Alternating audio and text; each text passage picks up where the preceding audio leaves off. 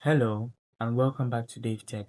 In today's tutorial, I'll be showing you how to download the Plex application using Unlinked.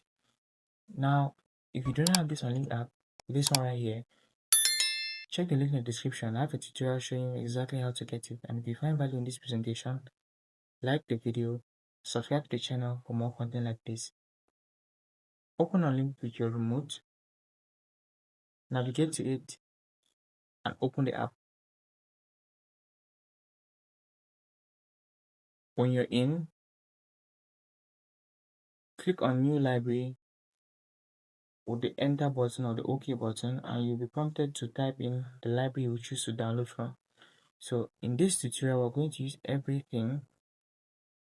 Type it exactly as you see on the screen. It is one word, there's no space, and hit enter. Hit enter again on this page, and you will be redirected here. I'd like you to go down to item 11 where you have media players. Go to Plex and click OK. This download button will pop up and click it to start the download. Be patient. Depending on your connection, this will take you from a few seconds to a minute. When the download is complete, hit the install button and you're going to have the Plex player installed in your Android TV, TV box or Google TV.